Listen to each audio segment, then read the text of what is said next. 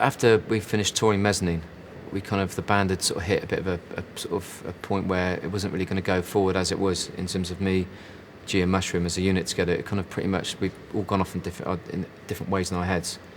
And so it was very difficult after Mezzanine because it was a whole year of pretty much resolving issues and splitting up effectively. You know, that was hard work. And then we tried to, which is probably all my fault, we tried to sort of take lots of simple tiny loops and ideas, which mostly were based on retro psychedelia, into a studio with all the guys from Lupine Howe, the sort of band that used to be in Spiritualized, and did about sort of 120 hours worth of jamming, and then attempted to take all those bits of audio and dissect them and turn them into beautiful bits of music, and it was a total disaster. And it took a whole year to work that out. That it was a disaster because the bits of music themselves were amazing, but they didn't really work when they're dissected because you took the essence away of what they were about.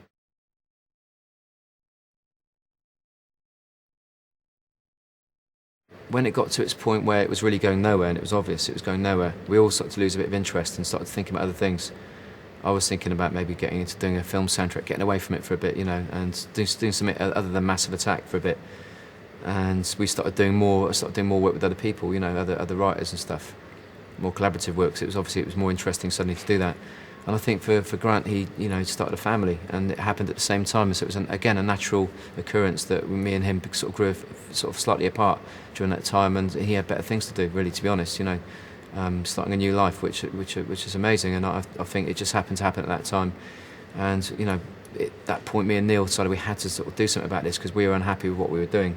So we basically, like I said, started the album again and sort of went from there.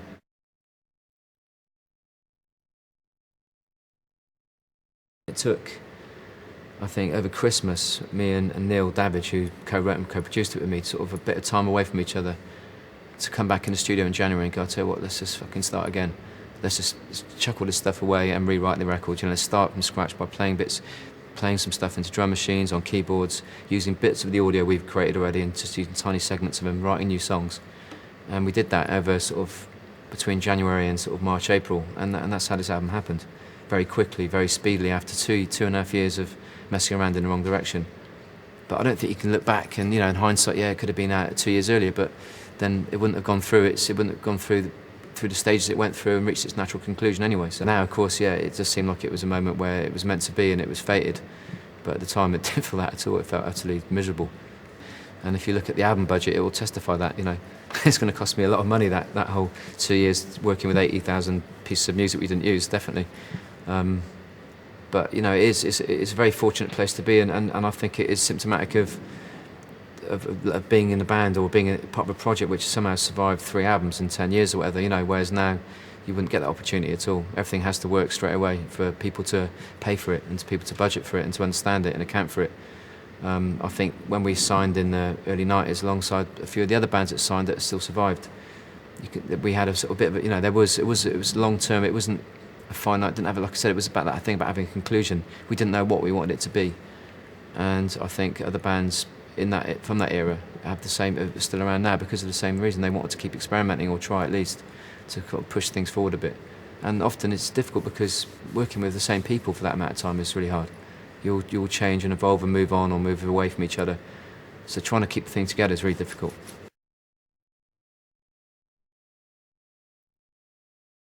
I think Mezzanine was part of a sort of way of trying to get away from Protection, as Protection was a way of getting away from Blue Lines, and every album's been trying to get away from its predecessor. You know, I think Mezzanine was all about trying to make it more live and bring more guitars and drums in it for me, because I wanted to get away from the kind of more soulful elements we were sort of getting into, which I felt, as much as I loved them and they're part of my history, I felt that the music in general I was listening to was all about sort of safety and warmth, and I wanted to do something a bit colder because that's how I felt, and it eventually brought around the split between me and Mushroom because we completely disagreed on that subject. But after touring it live for a couple of years and being a couple of years later now, that it worked really well live, and it was about being out there playing it live. When you listen back to it, maybe it doesn't, to me, feel as important or as explosive as it did at the time. And I think this album was about going back into the sort of laboratory as such and trying to mess with more sounds and using more instruments again, as we tried with Protection.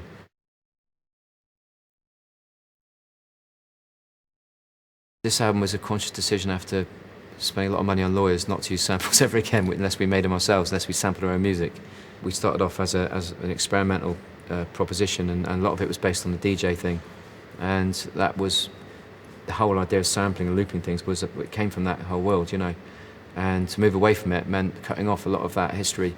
I think it was important though, because we'd done all that, you know. I couldn't see how you could do that anymore ever again, you know. And since we started doing that on Blue Lines, and we were taking loops and beats and very simple sort of parts of tracks and building new songs over them, everyone's done that. It's been done globally over, and it still gets done today, and it's boring, you know.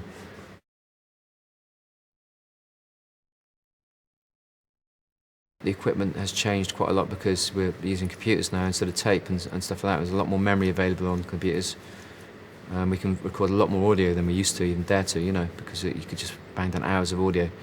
But I think the thing that is there is the genetic history you take with it, which is the sort of idea of the music history you've been through your sort of teen years and 20s and stuff. The bass lines, the bands you were into at that time is still important now. Do you know what I mean? I still listen to a lot of old music as much as I do modern music, and I think there's things that will always go, sort of, you carry with you like baggage, you know.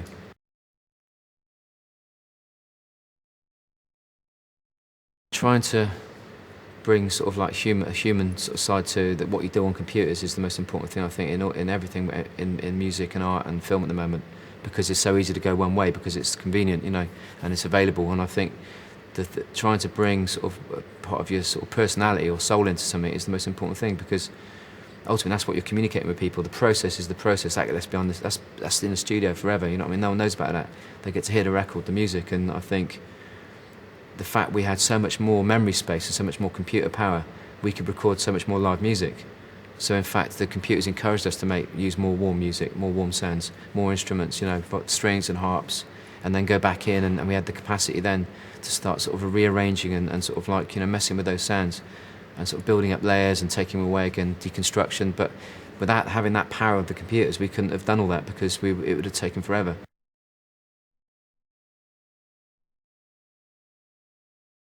When you're constantly trying to do something new and experiment, you're never satisfied, and so you're never going to reach a conclusion.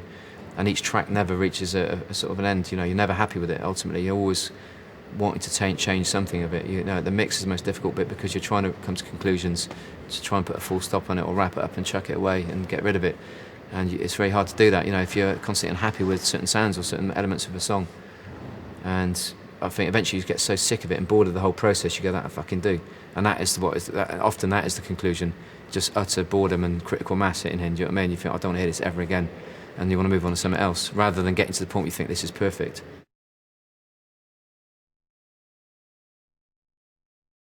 We sequenced it last minute, and it was just, you know, I sat down with a bit of paper and wrote the tracks down and a couple of boards, let's do it this way. And it worked. It was the first time this ever happened. Normally, you take sort of 5-10 attempts, and then you still, you know, 2 years later go, we should have gone for the third version. This is crap, you know what I mean? Why didn't we do that? And this time it just seemed to happen, and everyone heard it said, you're not going to change the sequencing, are you? We said, no, there's no reason to. And I don't know why, I think that considering the songs all happened for different reasons, and the sounds are all quite different, and the songs are about different things, it does seem to work together as a whole. And we didn't plan to make the great concept album, and that was what we were trying to do 3 years ago. And it fell apart dramatically. I think this happened because it was natural and wasn't trying too hard.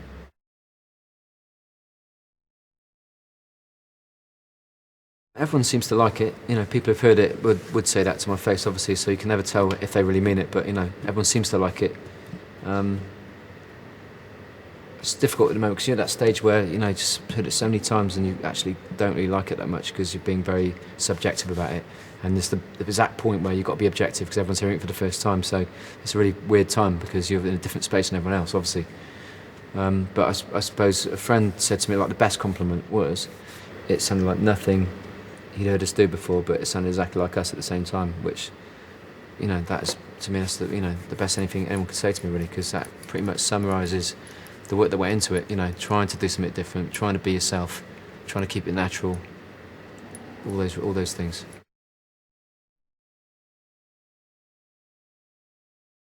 I have no idea who's going to be into this record, you know, hoping that people who like our other stuff will be. I mean, some of the people we sort of in dialogue with on the message boards are sort of as young as sort of 17 and stuff, which is quite surprising, you know, and all of, you know, very sort of strong musical opinions, which cheers me up.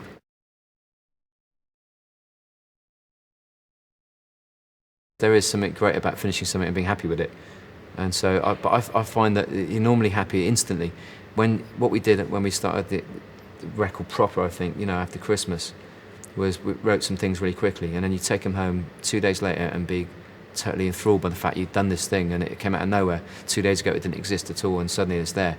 It's got 5, 6 layers to it, and it's changing key, and it's moving along, and it's got a song, and you can't believe where the fuck did that come from, And that's really, it's just then afterwards when you go past that stage and you have to finish it, that's what pisses me off, that's what really winds me up.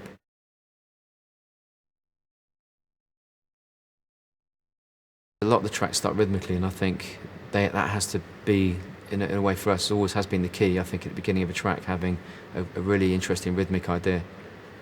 And I think the melody is ultimately what makes you love the song eventually, but it always starts with the rhythm, 9 times out of 10.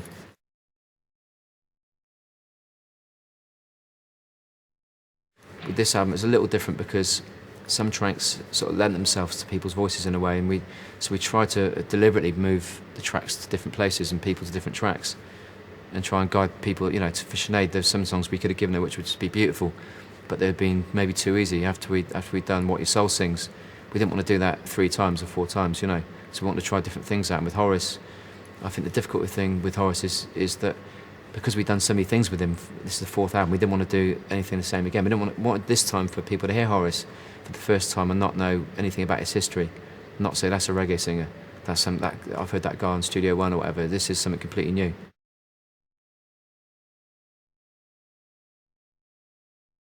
Horace is really open-minded. Every time we work with him, he's got so much connection to Jamaica and its history and what's happened in the music scene and what still continues to happen, that to have the bravery to do something completely different and probably to be ridiculed by his peers occasionally to do it for doing it, I think it's amazing, and he continually surprises us by being totally willing to do something new. On Everywhere, for instance, the first track we did with him on this album, it was difficult because we did a lot of different vocal melodies deliberately, got him to sing a lot of different ways, and then we laid it all up afterwards, and then got him back in to sing some more. So we did it piece by piece. It was a total construction.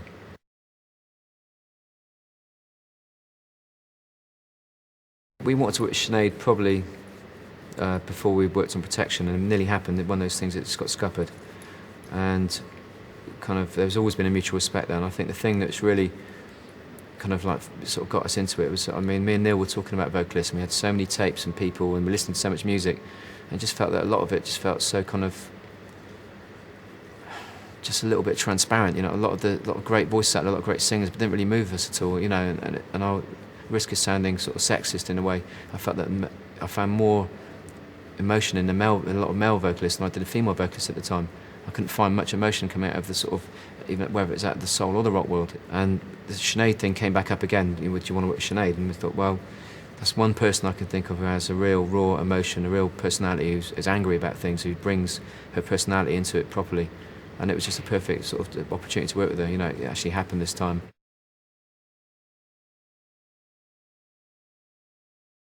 We took loads of loops of her voice and made lots of different sort of layers of sound around it, but the actual vocal parts were normally the things we did in the first day, and we kept them. We didn't sort of do loads of takes, we didn't track them up, didn't want to do harmonies everywhere, and wanted to keep it really simple and direct.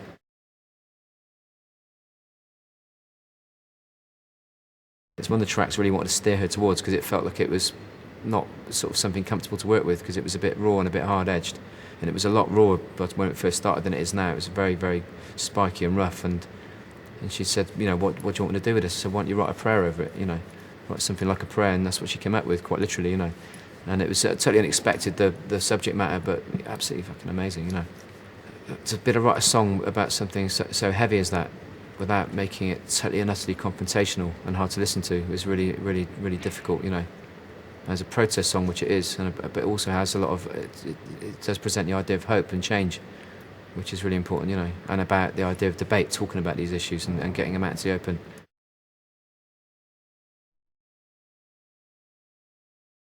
I often write the lyrics for Horace, I think, because, again, Horace is kind of open-minded in the sense that he writes in a traditional way, the way he writes, and so what I try and present him with loads of stuff on paper in random order, and loads of pieces of music which are unconstructed, and then we just try things out and then build from the beginning.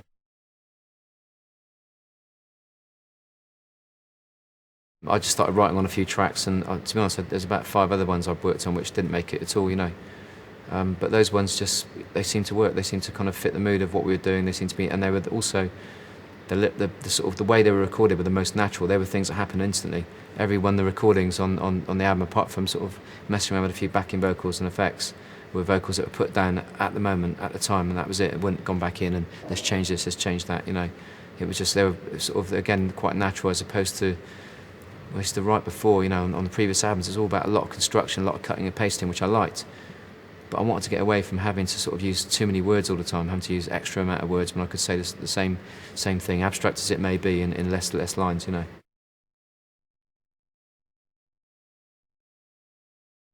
be honest, it's like you still get that same feeling when you listen back to yourself on tape and you hate it, and you go, oh my god, even listening back to my own answer phone outgoing messages, I hate. I spend if I'm recording an outgoing message on my answer phone, I take about 30 attempts. You know what I mean? Before I get the one I think's right, and that's usually the most. It's like sort of embarrassing, sort of like contrived, kind of self-conscious bit of crap I've written.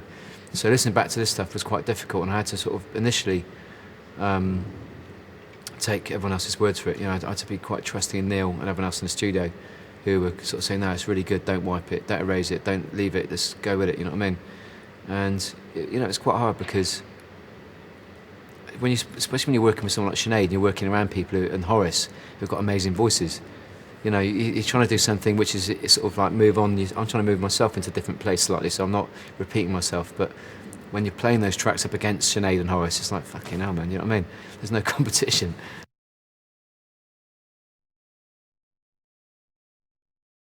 Normally sort of sit really close to the mic and don't use anything on it, just EQ it and have it to try and catch everything. I think it's just the way I'm quite. Even though I'm chatting 9 to the dozen now, I'm quite softly spoken. When I'm doing that, it's quite soft, and it's why it's quite hard to get across live, because you need to have the mic really live to get something quiet across, and of course you get loads of problems with feedback and stuff travelling down the mic, and so the stage is always a real nightmare when I'm performing, because everything just it sets it off quickly. Do you know what I mean? I can sort of swallow and the whole thing starts ringing. Do you know what I mean? But that's how we do it in the studio, really close, really intimate, and try and keep it as most of it's meant to be quite conversational.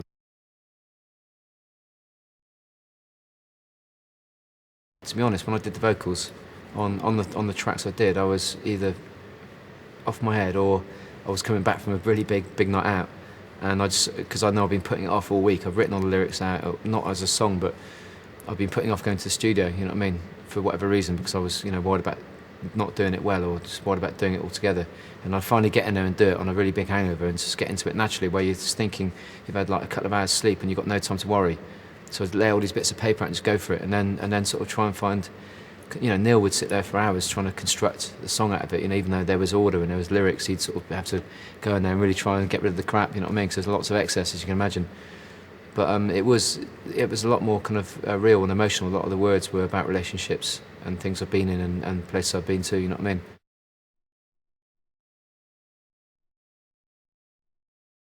We've always been asked, why we don't print the lyrics on the sleeves, and never always. I think we're too precious. I was too precious with, especially working with Tom Hinkson about the visuals. Oh, we don't want to touch him. He's got to be really pure and no words. Unless you've got, apart from sort of all the stuff that's got to go on.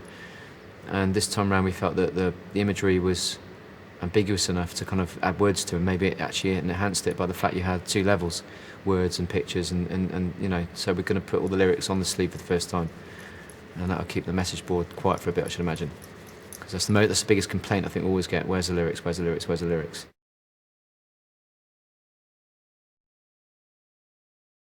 The difficult thing is keeping it interesting and updating it. It's obviously very time consuming, and obviously you've got to work with other people, and you build up a trust with other people, so we're trying to work on a site next year where we can upload stuff from anywhere in the world when we're on tour, images and words, sound, movies, and try and keep the whole thing running. And there's a program being developed for us, which means we can feed things into it almost, and it would slightly randomise it and regurgitate it the other side, but it will make sense still. It sounds perfect, doesn't it? It probably won't work, but that's the idea, and I think it's really good trying to communicate that way. I think it's really instant, because when you read some of the things people say, and sometimes they're so right, sometimes they're so wrong, and you can respond naturally straight away and say, no, it's about this, or it's not about that. And I think, I try and sort of post stuff on the board, regularly. And I think especially during the sort of the peace protest stuff we were doing recently, it was really important to be able to respond to people's views. You know what I mean? We had all types of people contacting the message board, some with real animosity and some with real respect for it all, you know. So it was important to be able to get back straight away and explain yourself.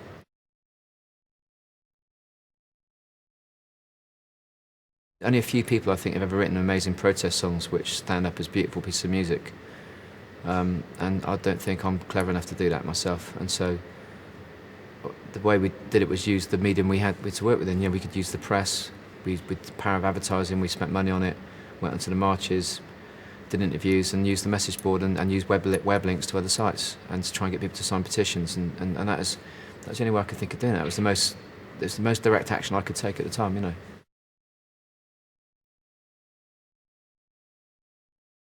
It's myself and Damon from Blur, basically, trying to kind of muster up support for a sort of debate about the war, the impending war in Iraq, what it's for, why it's happening now, why we're involved, what the consequences are going to be to the people of Iraq, to the people of Britain, to the rest of the Middle East. And there doesn't seem to be enough talk, enough debate about it, and war seems to be the sort of like the path we're going down, as opposed to sort of like using proper diplomacy.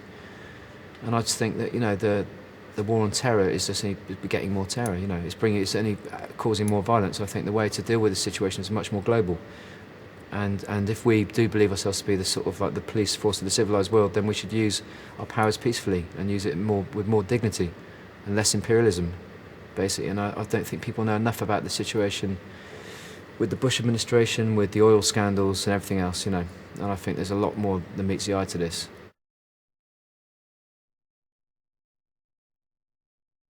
The 100th window is an idea or a concept that you, no matter how much security you attach to Windows, it was basically a Windows-related sort of idea initially, so quite a small one, but I've tried to expand on it.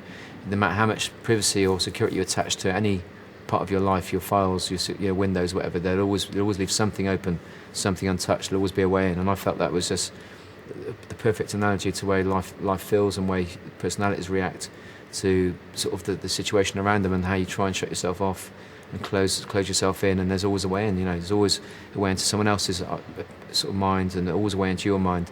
No matter how secure and how proud you think you are and how sort of right you are, you know, you're never foolproof. There's always something. There's always a chink in the armour, do you know what I mean? And quite rightly so.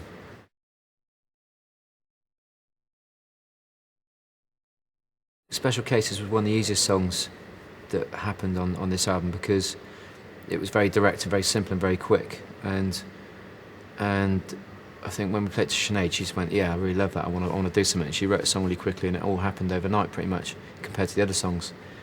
And you know, the words she wrote, I think, were very important at the time, you know, and still are, because it's that idea of looking out at what's happening in the world and feeling insecure with everything that's happening, you know, and the fragile state that the planet seems to be in politically at the moment.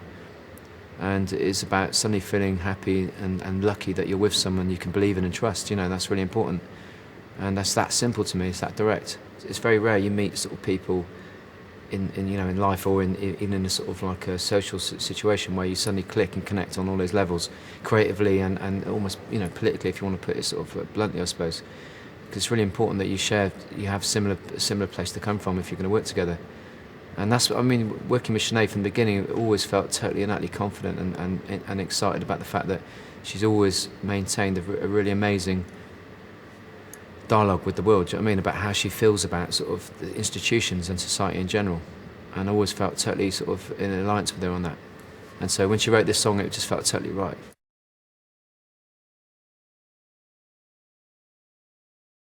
When we first musically developed the track, I think we thought this could be a single, because the string part, even before we'd recorded proper strings on it, felt quite emotive, you know, and it felt quite instant, you know. And as an instrumental piece of music, it really worked.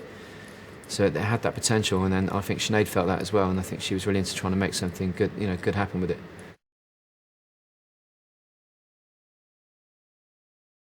It'd be nice to say that they're all sort of going hand in hand and they totally have a synergy together, but the visuals are something which happened pretty much despite of the music. That there's always ideas happening and sketches and concepts which I think, especially in a time now where we're working with computers a lot more, and they multitask a lot more. We can try lots of different things out while we're working in the studio. But to be honest, when you're working on the music, it really is just about the music, and it'd be pretty ambitious and maybe a little foolish to kind of try and sort of create a film or a piece to go with the music when you're not even finished it.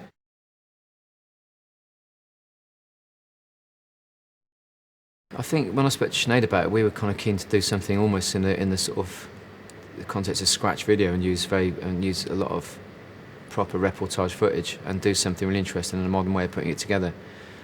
I think everyone's very nervous of that, around us, because they think it's not going to be very commercial, So, but that's kind of where we're starting from, anyway.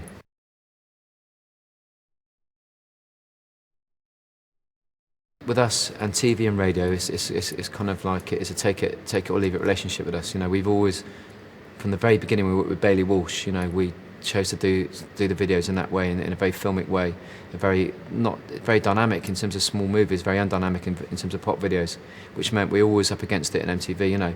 Everyone was going mad about Unfinished Sympathy, but they didn't like the video, and now everyone loves the video. But at the time, we can't show this video. It's just boring. We can't. It's just a girl walking down the road, blah blah blah. And the rest is history. But I mean, we've always taken that view that with the sleeves that have to have pictures of us on the sleeves, that's bollocks. Let's do something creative. Let's create some imagery around this, something which is really as intriguing as the music. Otherwise, you've let yourself down, because if people's first kind of like approach to you is via like a fly poster or something in a shop window, and it's not as interesting as the record you made, then what's the point in doing it in the first place? Because their first time they see you is that's their first example of what you're about. So you have to have control over that and do something right from that level onwards.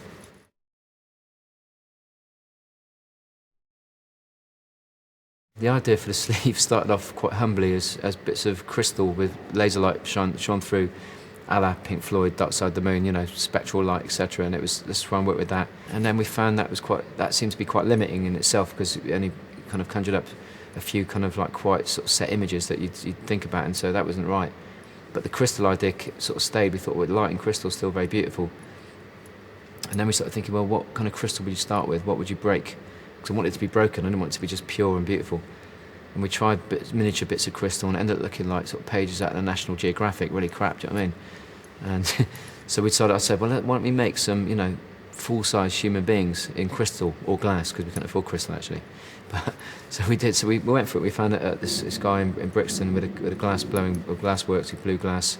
He said, "Yeah, I'm up for it." And we commissioned him to make 10 full-size. Well, when I say full-size, 5 and a bit foot human beings in different coloured glass. And then, along with Nick Knight, who's a brilliant photographer, obviously, decided to destroy them all with high-powered pellet guns. Well, ball-bearing sort of machine gun type things, which you set off to go with the flash, so you get perfect imagery of glass breaking. But also at the same time, because of the scale of the actual characters, the bodies, they don't look violent. They look like glass. They look like water or liquid, or they look like metal, or they look like being rendered on computers. So it's all very ambiguous, and that was what we wanted out of it. Didn't want something too direct. Wanted something quite beautiful, but quite twisted as well.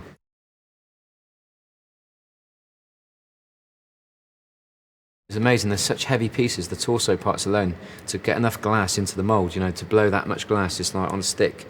We hung around with him and he was swinging these things around and we were like, whoa, because it's like fucking scary stuff basically, And it was, God, they're really heavy, the figures are really heavy, really heavy and really fragile. And when they do crash, they shatter, you drop to glass, these things are just a different kettle of fish. We all had to hide while we were doing it. It was like everyone vacate the scene and back in to look at the remains of the figure on the floor, looking quite sad and cheapened, you know what I mean?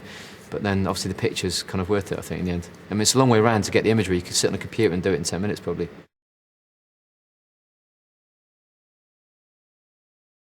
For the live show, I don't think we're gonna try and do something different again, and I think visually we're gonna use an LED screen and feed it information and data, or data, and it's going to be like HTML, binary, weather systems, money flow charts, crime statistics, anything we can get from each individual place we go to, feed into the computer and then send it back out the other way, sometimes linked to the music, sometimes random, on these LED screens, to keep it very kind of simple and as analog as possible, as opposed to using the screen as a video screen and just projecting images up there, which would be really dull.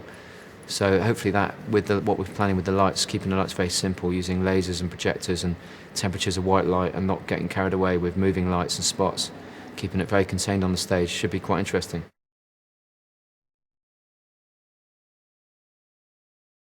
It goes back to the beginning. There was never a plan, We were pretty much forced into a studio together to make Blue Lines by Cameron McVeigh, who was Nana Cherry's husband and writing partner. Because we'd done some work for Nana, and some other people in London, and they saw some potential there, and they sort of like get in the studio and work on it. And we didn't really want to. We went in the right space for it, and it was an experiment, and it worked. We had a lot of help with it, working with Horace and with Sharon Nelson and people, and it was brilliant, But after that, there was no plan, and when we kind of like grew apart from Cameron and Nena, there was no follow-up plan, so we had to rebuild it again, and it was like a constantly evolving experiment. And the thing that's what made it difficult to work together, constantly, because it was so stressful, that level, because it wasn't a unit of people who all work together in a certain way and have a shared vision, like some bands are meant to be, And the evolution has been strange, and it has moved on a lot from where it started, because I feel confident to go into the studio and try things, constantly try and work ideas, some which are going to never succeed and some which might surprise me.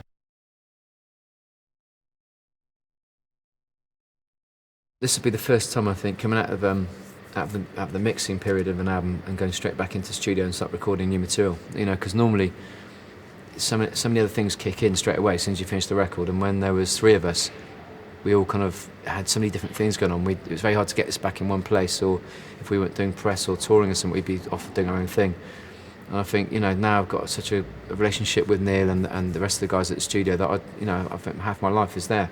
So as opposed to sort of, I can go out and I can have fun, I can see my girlfriend, see my family, but I want to spend time in the studio as well, still.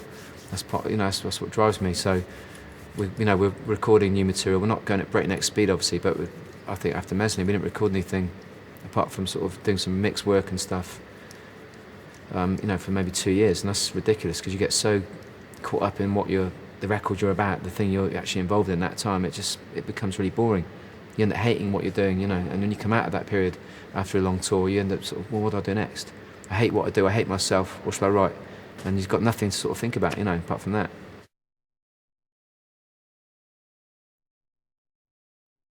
We sort of almost had a brush in with Tom Waits, you know what I mean, which would be really good. We want to fulfil that, and we worked with Mos Def on a piece of music for the Blade soundtrack, and we want to work with him again. And I mean, I'd still love to work with Sinead and also Liz Fraser again, to be honest. I still think there's loads of unfinished business there.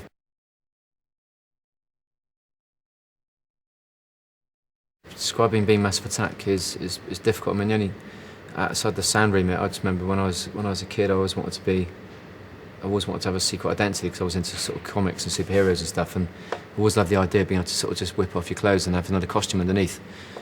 And I think being doing Massive Attack or whatever gives me a little bit of that, because I can just do what I do in a normal life, and then I was going to say whip something out, but no, I don't really whip something out, but whip at me, but no, let's fucking forget that.